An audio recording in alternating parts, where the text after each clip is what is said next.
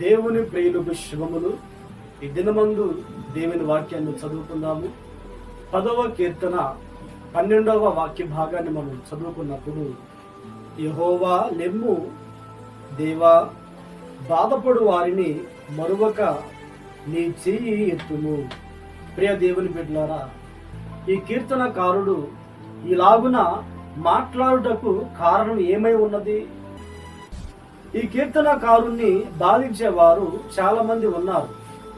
బాధిస్తున్న వారు ఏమని మాట్లాడుతున్నారంటే, దేవుడు ఈ వ్యక్తిని మర్చిపోయి ఉన్నాడు, దేవుని జ్ఞాపకాలలో ఈ వ్యక్తి లేడు, ఈ వ్యక్తిని దేవుడు చూడడు, మనం ఏమైనా చేయొచ్చు, ఏమైనా మాట్లాడవచ్చు అని బాధించే వ్యక్తులు మాట్లాడుతూ ఉన్నారు.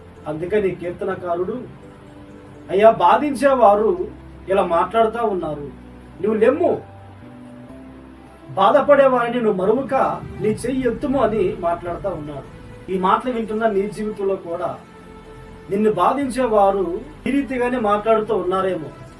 దేవుడు ఈ వ్యక్తికి తోడుగా లేడు, దేవుడు ఈ వ్యక్తికి దూరమైపోయాడు, ఈ వ్యక్తిని దేవుడు చూడటం లేదు, దేవుని జ్ఞాపకాలలో ఈ వ్యక్తి లేడు అని నువ్వు గురించి మాట్లాడుతూ ఉన్నారేమో.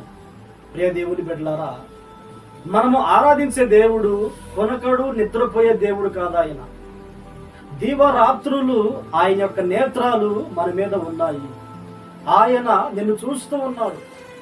నిన్ను ఎవరు బాధిస్తున్నారో, ఎవరు ఏ రీతిగా మాట్లాడుతున్నారో, నిన్ను ఏ రీతిగా ఇబ్బంది పెడుతూ ఉన్నారో సమస్తము ఆయన చూస్తూ ఉన్నాడు. ఒక దినము ఉన్నది, ఆయన నిన్ను మరిచిపోలేదు. తల్లి తన బిడ్డలను మరుచునా వారైనా మరుచుదురేమో గాని ఆయన నిన్ను మరువలేదు. ఒక దినం ఉంది, ఆ దినమందు దేవుని పక్షాన నిలబడతాడు.